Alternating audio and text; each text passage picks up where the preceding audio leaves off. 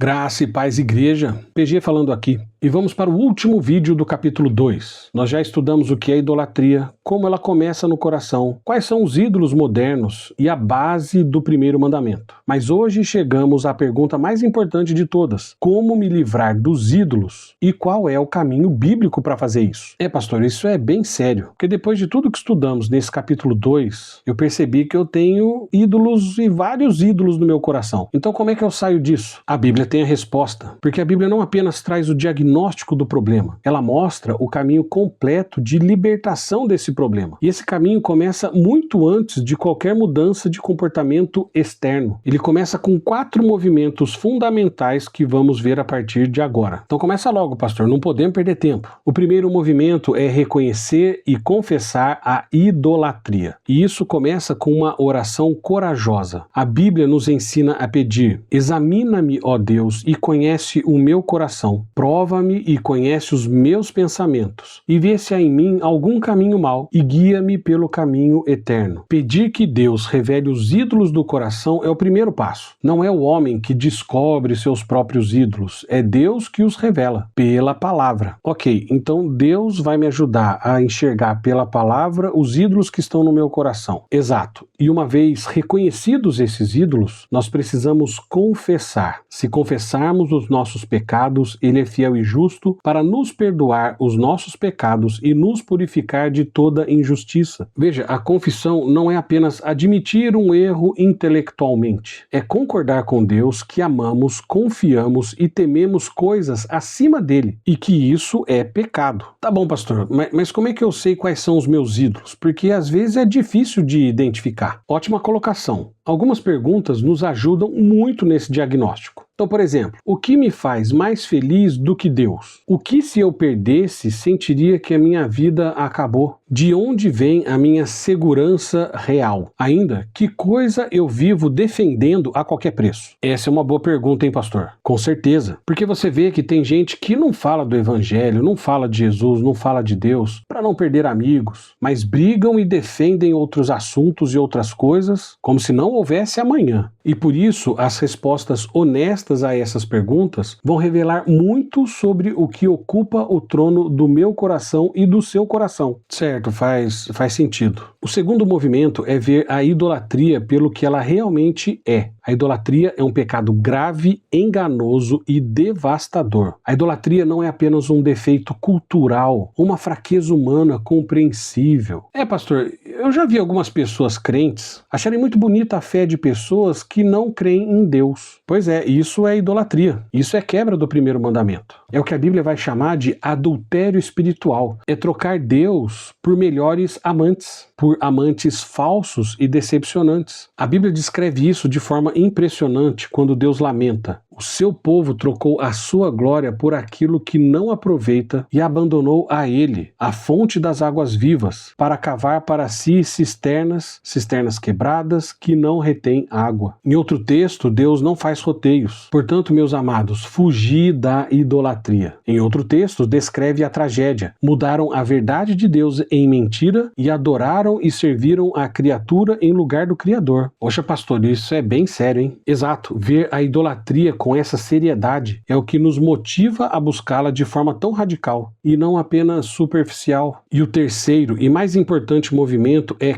crer no Evangelho, é crer na palavra de Deus. Porque a libertação dos ídolos não vem de força de vontade, nem de disciplina, nem de religiosidade. Ela vem de Cristo, ela vem da palavra. Jesus desceu à terra, viveu sem ídolos, cumpriu o primeiro mandamento em sua plenitude, morreu na cruz por causa do seu pecado e do meu pecado de quebrar o primeiro mandamento e ressuscitou exatamente para libertar pecadores idólatras como nós do poder dos falsos deuses. Tem texto bíblico para isso? Um montão. Veja aqui um movimento de conversão cristã de forma perfeita. Vos convertestes a Deus, deixando os ídolos para servirdes o Deus vivo e para aguardardes dos céus o seu Filho. Perceba, a conversão inclui deixar todos os ídolos. Ele nos libertou do império das trevas e nos transportou para o reino do Filho do seu amor, em quem temos a redenção, o perdão dos pecados. Veja, não é uma libertação parcial ou temporária, é uma transferência de reino. Então deixar a idolatria não é só largar o ídolo e se voltar para Cristo. Exatamente. Esse é o verdadeiro movimento. Não apenas largar ídolos, mas voltar-se a Deus por meio de Cristo e em Cristo. Porque um coração vazio que larga um ídolo, ele vai rapidamente buscar outro. Isso faz muito sentido, pastor, porque eu vejo muitas vezes as pessoas trocando um pecado por outro. É isso que o mundo ensina. Se você tem um vício, arranje um outro vício menor ou que te traga menos problemas para poder abandonar o primeiro, ao invés de se voltar totalmente a Cristo. O que muda tudo é quando Cristo ocupa o lugar que os ídolos ocupavam no nosso coração. Se eu trocar um vício por outro vício, continuo idólatra. Se eu trocar um pecadão por um pecadinho, continuo idólatra. Hoje, pastor, isso é muito sério e acontece muito, hein? Por isso que o quarto movimento é substituir cada ídolo pela superioridade de Cristo. O coração não pode ficar vazio. Ou ele ama ídolos, ou ele ama a Cristo. Livrar-se de ídolos é trocá-los pelo tesouro maior. O apóstolo Paulo viveu isso e nos deixou um testemunho. Mas o que para mim era lucro, considerei perda por amor de Cristo. E ainda mais, considero tudo como perda por causa da sublimidade do conhecimento de Cristo Jesus, meu Senhor, pelo qual sofri a perda de tudo e o considero como lixo para ganhar Cristo. Que bonito, pastor. Mas tem mais um texto que é bonito também. Quem mais tenho eu no céu? Não há outro em quem eu me compraza na terra. Pode desfalecer a minha carne e o meu coração, mas Deus é a força do meu coração e a minha herança para sempre. Quando Cristo é o tesouro, os ídolos perdem o seu poder de fascínio. Isso é algo bem prático, né, pastor? Muito prático. Veja, com dinheiro, a libertação vem pelo contentamento em Cristo. Aprendemos isso em Filipenses, que a satisfação não depende das circunstâncias, usando os bens para a glória de Deus. E em relação à família, o senhor tinha comentado que a família pode se tornar um ídolo também. Com certeza, nós devemos amar os nossos em Cristo, mas não acima de Cristo. E isso deveria nos trazer prazer, buscando a alegria em Deus e ordenando os prazeres sob a sua vontade. E quanto ao prazer, nós deveríamos buscar a alegria em Deus e ordenando os prazeres debaixo da vontade de Deus. Em relação àquela ideia que o senhor falou de imagem, sucesso, ótimo, bem lembrado, devemos buscar a aprovação de Deus acima da dos homens. Paulo diz, procuro eu porventura alcançar a aprovação dos homens ou a de Deus? Pastor, eu acho que eu vou ter que ler esse fascículo e ver esse vídeo mais vezes. Faça isso até poder entender bem a profundidade de cada um dos textos bíblicos que estamos vendo aqui, que estão sendo colocados aqui na tela, para que você guarde profundamente essa verdade. Mas por fim, vamos ao quinto movimento, que é algo contínuo e para toda a vida. Nós devemos usar os meios de graça que Deus nos deu para que o coração seja reorientado continuamente, todo dia, para Ele. Porque a batalha contra os ídolos não termina nessa vida. Ela exige vigilância constante. A Bíblia diz, vigiai e orai. E quais são esses meios de graça, pastor? O primeiro é a palavra de Deus, que purifica e desmonta os ídolos. Jesus disse, santifica-os na verdade, a tua palavra é a verdade. E ainda a Bíblia nos exorta, transformai-vos pela renovação da vossa mente, para que experimenteis qual seja a boa, agradável e perfeita vontade de Deus. Então a palavra é essencial. A palavra é o bisturi de Deus, que opera nos ídolos do nosso coração. E sua Bíblia é esse meio de graça para me livrar dos ídolos? Não, temos a Bíblia e temos também a oração, porque a oração entrega ao Senhor os nossos medos, desejos, ansiedades, coisas que alimentam os nossos ídolos. A Bíblia diz, não andeis ansiosos de coisa alguma, em tudo, porém, sejam conhecidas diante de Deus as vossas petições por meio de oração e súplica com ações de graça. E a paz de Deus, que excede todo entendimento, guardará o vosso coração e a vossa mente em Cristo Jesus. Pastor, faz sentido. Eu lembro daquele cântico, leia a Bíblia e faça oração se quiser crescer. E acabou, né? Não, tem mais um meio que as pessoas ignoram hoje em dia e muito, que é a comunhão da igreja. A comunhão da igreja nos protege pelo encorajamento mútuo. A Bíblia nos exorta a nos exortarmos uns aos outros todo dia, enquanto ainda se chama hoje, para que nenhum de nós se endureça pelo engano do pecado. Em outro texto ainda, Deus nos lembra de não abandonar a nossa congregação, mas de nos estimularmos ao amor e às boas obras. Então não dá para eu abandonar ídolo e ser santo sem a igreja. Não Dá. Mas não tem aquele movimento dos desigrejados? Não dá. Não é um movimento bíblico esse negócio de desigrejado. Por fim, o culto e os sacramentos renovam publicamente a nossa aliança com Deus e nos lembram do sangue de Cristo, o selo da nova aliança. A ceia do Senhor e o batismo não são rituais vazios, mas meios poderosos pelos quais Deus reorienta o nosso coração para com Ele. Pastor do céu, quanta coisa, esse vídeo ficou muito comprido. Eu sei que ficou, mas nós precisamos resumir tudo. A Bíblia diz: também nós, rodeados que somos de tão grande nuvem de testemunhas, deixemos de lado todo o peso e o pecado que tão de perto nos rodeia e corramos com perseverança a carreira que nos está proposta, olhando firmemente para o autor e consumador da fé, Jesus. Então,